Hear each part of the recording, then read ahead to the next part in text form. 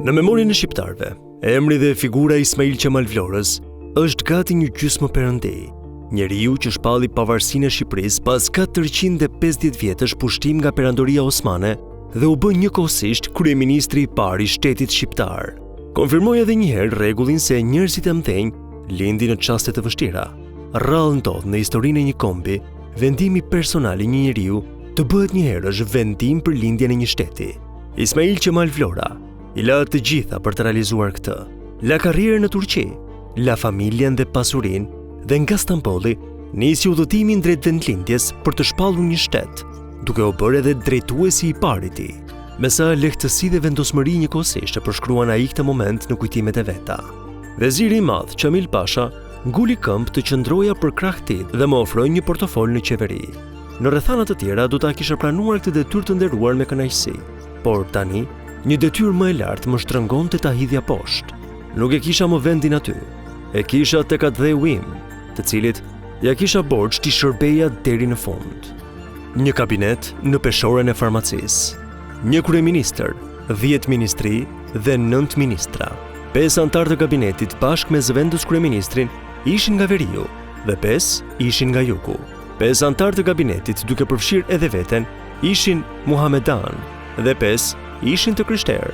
Të gjitha këto e bëjnë kabinetin e ngritur nga Ismail Qemal Vlora si të ishte vendosur në peshorën e farmacisë.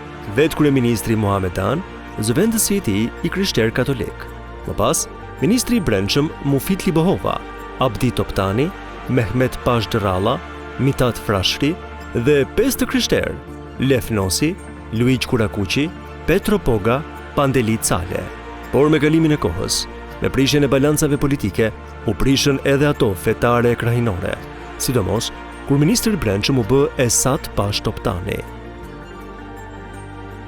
Vlora si New Yorku për SBA-n. E deshi fati dhe rrethanat që kryeqyteti i parë i shtetit shqiptar të ishte Vlora. Projekti i parë i shpalljes së pavarësisë ishte Durrësi. Madje ekzistonte edhe proklamata e shkruar, por incidentet që ndodhen atje dhe ardhja e ushtrisë serbe bëri që gjithçka të transferohej në Vlorë. Ismail Qemal Vlora në Vlorë shpalli pavarësinë. Aty e stacionoi qeverinë dhe ndonse pa vendim, Vlora u bë kryeqendra e vendit. Aq rëndësi ka kjo sa Fanoli, një nga kryeministrat e mëvonshëm të shtetit shqiptar, e ka vlerësuar kështu. Vlora ka rëndësi për Shqipërinë si New Yorku për Amerikën. Një ditë në jetën e kryeministrit. Më mirë se kushdo, jetën e kryeministrit Vlora në një ditë pune e ka përshkruar gazetari hungarez Mezjaros Gjalla në një nga numrat e muajit tetor 1913. Në revistën javore Vasarnapi Ujsak, ai shkruan: vizitoi selinë e kryeministrit të Shqipërisë, Ismail Qemali. Midisi i punës këtu është fare i thjeshtë. Ndërtesa ka qenë përdorur si karantinë turke e portit të Vlorës. Brenda saj ka një tryezë pune shumë të ngushtë, ku Ismail Qemal Beu drejton mbledhjet e qeverisë. Nuk është një tryezë e denjë për një seli qeveritare, por Shqipëria ka probleme shumë të mëdha.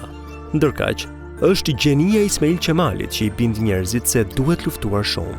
Ai ka kaluar prova mjaft të vështira para se të shfaqej në historinë e botës, duke kërkuar të takohej me njeriu që shpalli pavarësinë. Përpara, më del një ndërtesë me ngjyrë të verdhë, paksa të dalë boje, që ndodhet mu në buzë të detit. Quhet Pallati i kryeministrit.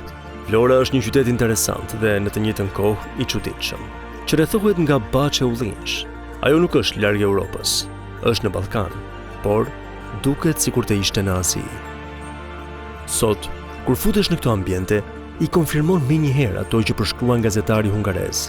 Është po ajo ngushtësi e denjë për te fabulat në udhëtimet e Gulliverit. Vetëm seli qeverie nuk mund t'i thuash.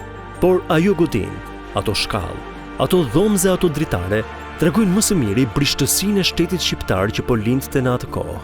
Një shtet, ashtu siç lindja dhe mund të mos ekzistonte kurrë. Megjithatë, për një tip si Ismail Beu, që gjithë jetën e shkoi në udhëtim, përshtatja ishte një cilësi e kultivuar mirë. Darling Vlora, nipi Qamil Vlorës, djali të vogël të Ismail Qemal Vlorës, në një rrëfim për këtë libër, sjell momente interesante nëpërmjet trashëgimisë gojore nga paraardhësit e vet. Darling Vlora tregon se Ismail Beu, kryeministër, bënte një jetë më se normale dhe pas një luks. Jati i Darlingut dhe gjyshi i tij e tregonin shpesh këtë copës historie. Ai e kalonte thuajse gjithë ditën aty. Aty priste, aty bënte mbledhjet e kabinetit, aty hante e aty flinte. Për jetën e tij, edhe pse mjaft modeste, kujdeseshin 3 shërbëtorë që i kishte në shërbim të tij prej kohësh dhe që i merrte me vete nga to. Raskapitja e një kryeministri. Thinjat e bardha dhe flokët i kanë rënë në pak kohë. Rrudha të shtuara në fytyrë, edhe këto vetëm në pak kohë. Një pamje tensionuar dhe një ankth permanent. Mjafton të shikojmë një foto të rrallë të qarshorit të vitit 1913 për të perceptuar se si ishte Ismail Qemal Vlora kryeministër. Vetëm në 7 muaj nga marrja e detyrës, ishin rrokullisur shumë ngjarje, por më e rëndësishmja ishte rreziku që të mos kishte shtet shqiptar dhe gjithë ato përpjekje të bëheshin hi. Megjithatë, një detaj pozitiv vjet re në këtë foto. Burri i shtetit shqiptar vazhdon të mbetet i tillë edhe në ditë të vështira. Edhe pse është kryeministri i raskapitur, një Shqipëri e po të raskapitur, ai është i veshur shik, kostumi dhe kravata janë të rregullta, dhe ajo që bie në sy, këmisha bore bardhë. Burri i shtetit mbetet i tillë dhe dallohet edhe nga e bardha e këmishës që mban në trup, kur pislëku dhe mizeria rrethonin në çdo cep. Një qeverisje në rrethim. Ismail Qemali është kryeministri shqiptar që ka qeverisur më pak territor se çdo pasardhës tjetër. E gjithë ajo që ai kishte nën kontroll ishte Vlora, Tepelena, Berati, Lushnja, Fieri dhe rrethinat. Çdo tokë tjetër territor shqiptar ishte e pushtuar. Në jug, ushtria greke po mosynte duke bërë masakra. Në veri dhe Shqipërinë e Mesme, ushtria serbe po zbatonte planin e saj për daljen në det. Qeveria e Ismail Vlorës ishte një qeveri emergjence rrethuar nga ushtrit fqinje që i ngjanin egërsirave që janë në gard kush e kush ta shqyej pren sa më parë. Por më e rënda ishte bllokada që grekët i bën qeverisë së Vlorës, duke bllokuar portin e qytetit e duke mos lejuar asnjë anije as të afrohej e as të dilte nga brigjet e Vlorës. Ja si e përshkruan kryeministri Ismail Qemal Vlora në gazetën rumune Universul këtë situatë. Shqipëria e pavarur gjendet sot e izoluar nga pjesa tjetër e botës për shkak të bllokadës së vendosur nga grekët, të cilët nuk lejojnë asnjë vapor të ankorohet në kryeqytetin e Shqipërisë së pavarur. Prej një muaji nuk kemi lajme. Nuk marrim as letra e as gazeta. Ato pak lajme që arrim janë telegramet për qeverinë e përkohshme. Ç'është më e keqja, edhe ushqimi po fillon të mungojë dhe shumë shpejt do të jemi të gjithë të kërcënuar nga uria. Qetësia e një kryeministri të rrequr. Megjithatë, kryeministri me përvojë në administrim nuk e humbte të ruan.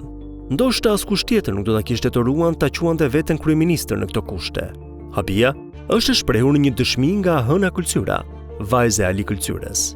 Hëna Kulcyra rrëfen se ka qenë nëntori i vitit 1913, kur kryeministri ishte duke dhënë një konferencë për shtyp me gazetarët e huaj. Kur jati i saj, Ali Kulcyra, sapo ishte larguar nga zona e vet në të cilën kishte parë të merre me sytë e tij. Sarajet ja kishin ndjekur grekët dhe kjo ishte shumë pak përballë vrasjeve, përdhunimeve dhe plaçkitjeve në mas. Vetëm 21 vjeç, Ali Kulcyra u habit dhe u trontit kur dëgjoi kryeministrin në konferencë të thoshte se situata ishte normale. Urdhri i parë si kryeministër ishte të mos shkaktohej asnjë konflikt i armatosur as me ushtrinë turke, as me ushtrinë serbe e as me ushtrinë greke, pasi Shqipëria ishte një vend neutral dhe se çlirimi i vendit nga ushtritë e huaja do të realizohej në rrugë diplomatike. Por ky urdhër ngjan si ditari i mbretit të Anglisë ditën kur shpallej pavarësia e SBA-s, që shkruante se 4 korrik 1776. Asgjë me rëndësi. Në terren, punët ishin si mos më keq. Grekët e kishin bërë shkrumbehi për Metin, Kulcyrën, Skraparin dhe Korçën. Në këto kushte, Ali Kulcyra ndërhyri në mes të konferencës duke u drejtuar Ismail Vlorës. Zoti kryeministër, grekët kanë shkatruar gjithçka në jug, ndërsa ju thoni se situata është normale. E pjeti, shton se Ismail Beu, pandeu se djaloshi që foli në frëngjishte të kulluar, ishte gazetari huaj dhe pyeti se nga cili shtet vinte. Jam nga Kulcyra, zoti kryeministër, dhe quhem Ali Kulcyra. Konferenca u mbyll me këtë replik. Ismail Beu u pre në fytyrë dhe dëshpërimi e mbuloi pa arritur të kapërcente një situatë që nuk do donte të ishte ashtu, por në terren, realiteti nuk ishte lidhje me qetësinë e diplomatit të rrequr. Korrierët, institucioni qeveritar që funksiononte më mirë. Vetë qeveria quhej e përkohshme. Vetë ai ishte një kryeministër kalimtar. Çdo punë bënte në kushtet e emergjencës. Ama një gjë funksiononte mrekullisht: korrierët e qeverisë. Në oborrin e vogël dhe pa kufizime të godinës së qeverisë, qëndronin në gatishmëri rreth 10 djem të fortë të shpejt. Sapo merrnin në dorë letrën ku shkruhej urdhri i kryeministrit, ata niseshin me vrap drejt destinacionit. Kryeministër me gazetë qeverie. Kishte 8 muaj që bota ishte tronditur nga tragjedia e mbytyjes së Titanikut. Vapori më i madh i ndërtuar ndonjëherë që mbahej mend përveç numrit të madh të pasagjerëve, edhe për faktin se teksa lundronte në oqean, nxirrte një gazetë ditore. Si një publicist i njohur, Ismail Beu duhet të jetë frymëzuar nga ky fakt dhe e ka përligjur më shumë vendimin se kur një anije ka gazetë ditore, një qeveri si ajo e Vlorës të paktën të kishte një gazetë javore. Ismail Qemali është i vetmi nga 33 kryeministrat e Shqipërisë që gjatë ushtrimit të detyrës disponoi një gazetë të qeverisë. Përlindja e Shqipënisë doli me 50 numra dhe mund ta quajmë sot çfarë të duam, por më e rëndësishmja, ajo mbetet një dokument unikal i qeverisë së Vlorës. Në të botoheshin vendimet e qeverisë, urdhresa të kryeministrit dhe lajme nga diplomacia ndërkombëtare për Shqipërinë. Gazetarët e drejtues të saj ishin dy pena që sot kanë një vend të rëndësishëm në publicistikën shqiptare: Mihail Krameno, gazetar, dhe Dimitër Berati, drejtor. Po si arriti një kryeministër në ato kushte të kishte një gazetë që kërkonte punë po se po, por edhe financa, njerëz dhe teknologji? E kishte zgjedhur mirë kryeministri i parë. Ish diplomati dhe qeveritari i Perandorisë Osmane, ishte mjeshtër në kësi punësh. Nëpërmjet një shkrese i kërkoi shtypshkronjës Sant Nebetrus në Francë që ta ndihmonte për të instaluar në Shqipëri një pajisje të saj për botimin e librave dhe gazetave. Dhe kërkesa e çuditshme e kryeministrit të çuditshëm të një shteti të çuditshëm u mor parasysh. Një nga punët më të mira të qeverisë Vlora ishin shkresat, librat dhe gazetat. Kryeministri i intervistave. Teksa japin intervista për gazetarët e huaj, kryeministrat e sotëm duken diletant përpara Ismail Qemal Vlorës. Janë rreth 50 intervista që Ismail Qemal Vlora ka dhënë si kryeministër për gazetarët e huaj. Mos harrojmë, jemi në vitin 1913. I lindur për të qenë hero. Kur futesh sot në Muzeun e Qeverisë së Vlorës, gjithçka të jep ndjesinë e kohës kur ajo qeveri punoi aty. Në një ditë në shi, dallgët dhe shtrëngata që dëgjojmë jashtë godinës të sjellin ndërmend se ajo qeveri e Ismail Qemalit nuk vuante vetëm nga prishtësia e një shteti të sapo shpallur, por që nuk i diej fati nëse do ekzistonte apo jo, por edhe me gërmëret alla shqiptare që Ismail Qemali kishte brenda qeverisë. Në gazetën Albania të Fajkonicës, ministri e Qerem Libohova shkruan: "Më kthe borxhin që më ke marrë." Ditëlindje në një ditë me Enver Hoxhën? Kush ka jetuar në komunizëm, pak a shumë duhet ta mbajë mend se më 16 tetor ishte një festë kombëtare e pashpallur. Kishte ditëlindjen diktatori, por edhe pse në kalendar nuk ishte e shënuar me ngjyrë të kuqe, kjo ishte një ngjarje e madhe atij sistemi. Mirë, diktatori, po themeluesi i shtetit shqiptar Ismail Qemali, kur ka lindur? Në pllakën e Mermert në varrin e tij në Vlorë shënohet 24 janar.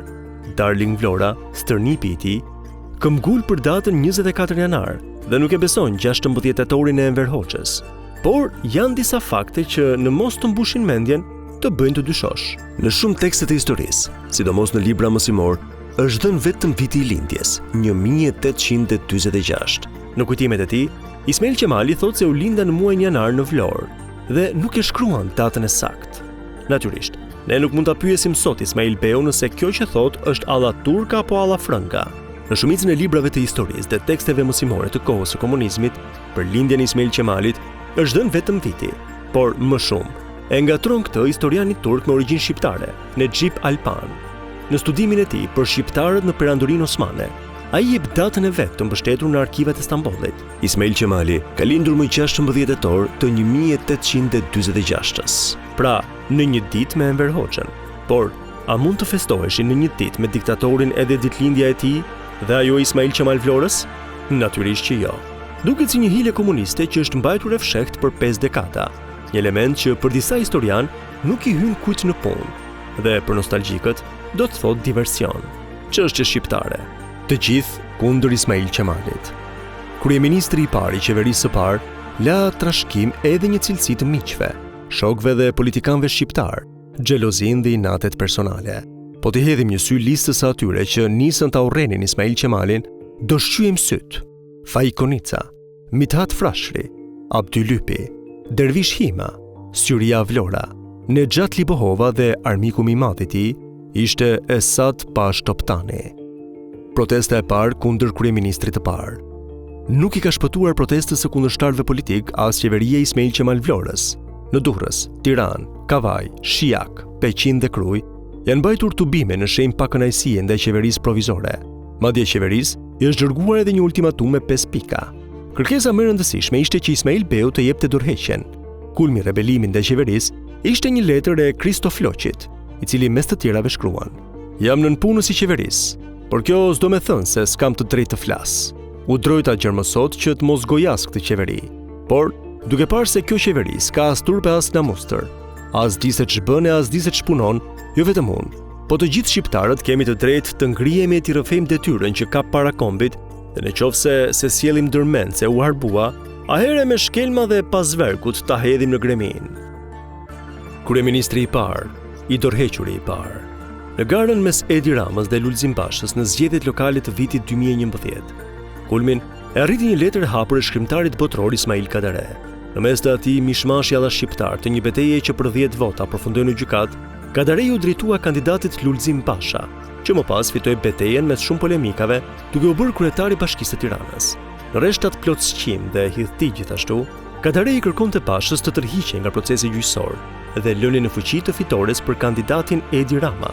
Dhe krahasimi bëhej me Ismail Qemal Vlorën. Ja çfarë shkruante Kadare. Desha t'ju kujtoja se themeluesi i shtetit shqiptar, Ismail Qemali, më 1912 ka qenë njëkohësisht themeluesi i dorëheqjes shqiptare, kur me gjestin e tij madhështor, pas kërkesës së fuqive evropiane, u tërhoq nga posti i vet për të mirën e Shqipërisë. Ismail Qemal Vlora shënohet kështu kryeministri i parë i shtetit shqiptar që kishte dhënë dorëheqjen i pari, vetëm një vit, një muaj e 18 ditë pas detyrës. Situata në Shqipëri pas zbulimit të komplotit të Beqir Grebenes ishte e tillë që kërkonte një valvulë shkarkimi, dhe ndërsa kjo kërkohej nga ata që edhe sot quhen armiqtë të Shqipërisë, shembullin e dha vet Ismail Qemali kryeministër, duke u tërhequr nga posti i lartë për t'ia lënë qeverisjen në dorë të Komisionit Ndërkombëtar të Kontrollit. Kryeministri me 10 fëmijë. Ismail Qemal Vlora është kryeministri i rekordeve. Një prej tyre është se ai kishte 10 fëmijë, një rekord që jo vetëm nuk është thyer nga asnjë pasardhës, por zoni i madh të ndodhë të thyet edhe në të ardhmen. 6 djemë dhe 4 vajza e rendisin kryeministrin e parë të shtetit shqiptar, edhe si kryeministri më pjellor. Por edhe pse një skuadrilje me fëmijë, vetëm 2 prej tyre jetonin në Vlorë gjatë kohës që babai ishte kryeministër. Ethemi dhe Qazemi, i pari një ushtarak dhe i dyti një administrator. Ata ishin në të njëjtën kohë adjutant, shoqërues, bodyguard dhe bënin gjithë farsoj punësh që lehtësonin të atit detyrën e lartë. Gati nuk ka fotot asaj kohe që Ismail Qemal Vlora, kryeministër, të mos ketë në krah 2 djemtë e tij. Zonja e parë, Kleoniqi, grekja që nuk u ul asnjëherë në fron. Ismail Qemal Vlora është i vetmi kryeministër i Shqipërisë, gruaja e të cilit nuk jetoi asnjë ditë gjatë asaj kohe në Shqipëri. Grekja e bukur dhe e krishtera Kleoniqi Surmeli preferoi të qëndronte larg burrit bashkë me 8 fëmijë të tjerë. Mes Nicës në Francë dhe Napolit në Itali, gruaja ndiqte aktivitetin e burrit dhe të 2 djemve e përmalluar dhe gjithë anë. Ajo dhe Ismail Beu nuk u takuan asnjëherë ato 11 muaj. Madje Ismail Beu nuk e takoi familjen edhe gjatë kohës kur zhvillonte turin në Evropë. Stërnipi, Darling Vlora, tregon se Kleoniqi dërgoi të birin, Tahirin, që të takonte baban kur ai ishte tranzit në Milano.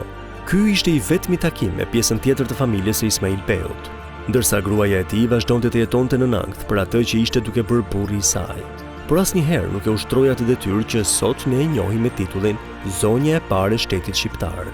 Ajo vdiq në Madrid të Spanjës dhe varrin e ka ende atje, ndërsa burri i varrosur në Vlorë, si për të treguar edhe pas më shumë se një shekulli, ato ditë kur ai ishte kryeministër dhe të dy nuk u takuan asnjëherë. Ironia shqiptare vazhdon.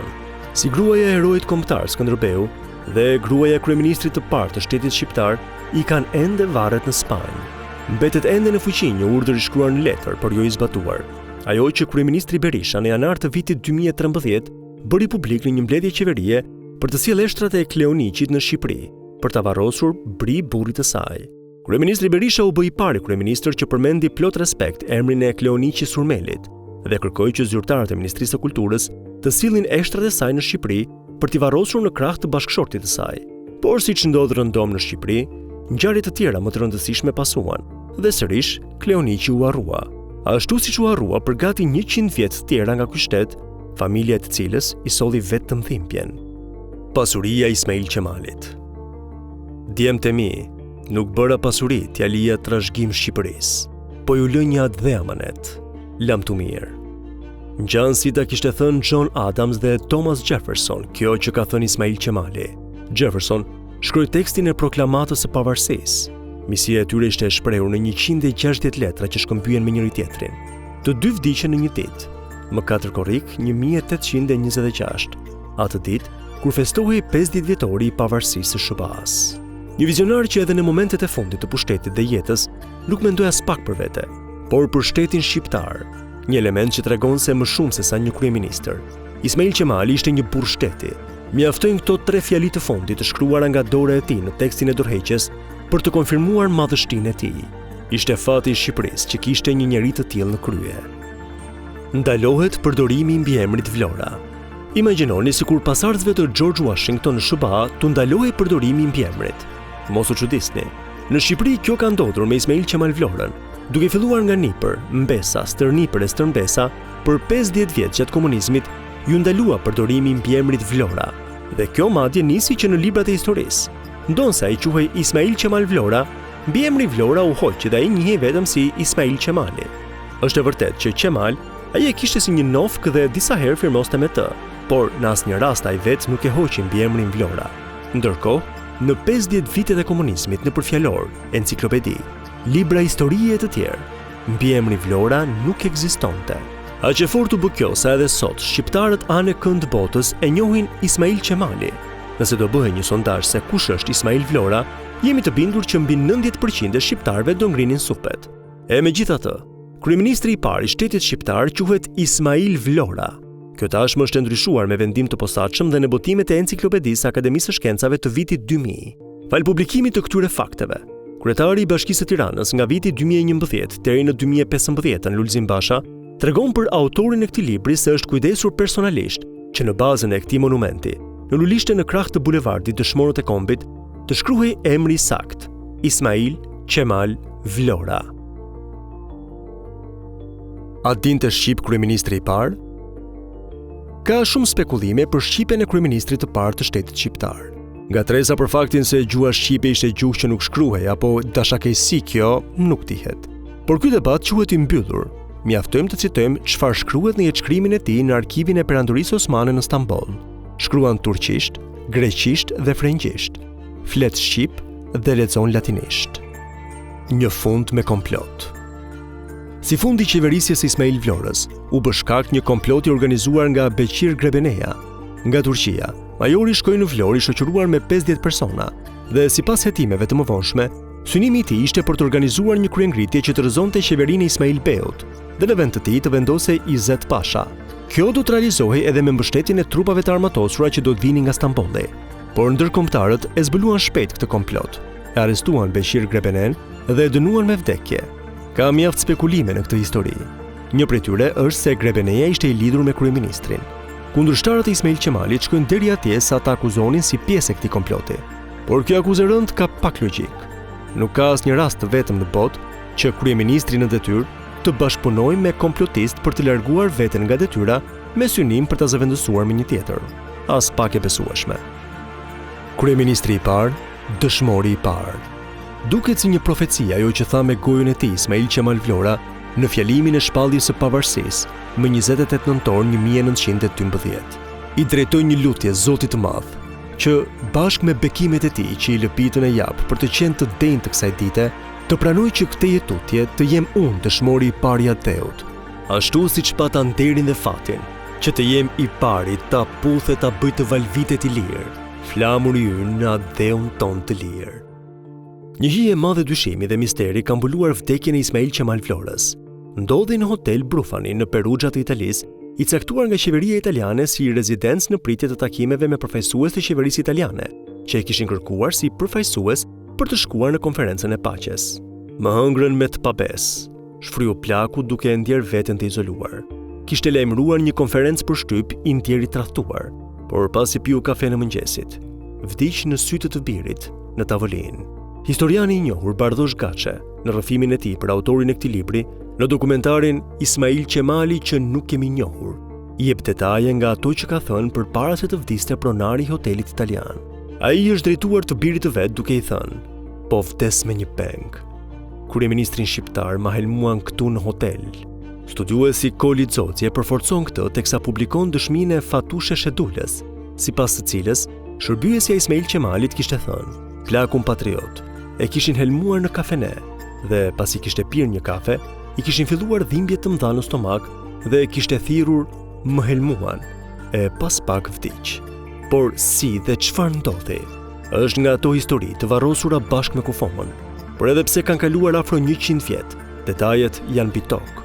Dyshimi i parë vjen për balsamosjen e kufomës, një veprim i bërë në shpejtësi pas një kërkesë. E dyta, familja ka zbuluar se një natë më parë në hotelin përballë Brufani kanë mbujtur 4 shqiptar, të cilët ditën tjetër, pra ditën kur vdiq Ismail Beu, janë larguar me shpejtësi nga hoteli dhe qyteti. Ndonse ende nuk janë vërtetuar me prova të forta. Dyshimet janë për Esat Pashën, një armik i hershëm i Ismail Beut, por jo vetëm tek ai. Varrimi, rivarrimi. Një karrocë me 6 kuaj të zinj, anës së cilës kishte kurora lule e shoqëruar nga një truproje nderi me ushtar italian, mbante arkivolin e Ismail Qemal Vlorës, atë 12 shkurt të vitit 1919. Tingujt e marshit funebër Jone të kompozitorit Enrico Petrella shoqëronin kortezhin që nisi nga porti, filloi mes përmes qytetit dhe më pas mori të përpjetën drejt Kaninës, në vendin e të parëve ku do prehej përjetësisht. Banda e mbylli koncertin e saj me tingujt e himnit të asaj kohe. Marcha Reale dhe italianët po i bënin nderimin e fundit kryeministrit të parë shqiptar, jo vetëm pse vdiq në tokën e tyre. I pashpjegueshëm edhe sot është fakti që arkivoli ishte mbuluar me flamurin italian dhe kërkesave të autoriteteve lokale për ta zëvendësuar nuk pinui, me argumentin se kishin marrë urdhër. Por kjo nuk mund të gëlltitej nga vlonjatët që kishin mbushur rrugët për të nderuar plakun e tyre. Fundja, plaku që po futej në dhe, kishte shkrirë jetën për flamurin kuqezi, e jo për flamurin trikolor. Kur thirrjet e banorëve u shtuan, prefekti Sejid Qemali u bë guximtari ndreqës së kësaj gafe. U shkëput nga turma, ju afrua arkivolit që vazhdonte të lëvizte me kuaj, hoqi flamurin italian dhe në vend të tij vendosi në arkivol flamurin shqiptar, dukej se edhe teksa shkonte në varr. Plakun e shoqëronin të njëjtat ngjarje incidente që kishte kaluar në jetë, por Kanina e lashtë ishte shumë e vogël për të mbajtur eshtrat e këtij burri të madh, dhe nderimin do t'ja bënte deri në fund një tjetër kryeministër pasardhës, i cili u bë president dhe mbret. Më 28 nëntor 1932, në kujdesin e Ahmet Zogut, u bë nderimi i fundit me eshtrat e themeluesit të shtetit shqiptar. Për Ismail Qemal Vlorën u ndërtua një varr nga skulptori Odise Paskali, vendi i cilit është nga më simbolikët në Shqipëri. Pikërisht në atë vend, në një godinjë që nuk është më, më 24 janar 1844 lindi, dhe pikërisht në atë vend, më 28 nëntor 1912, ai shpalli pavarësinë.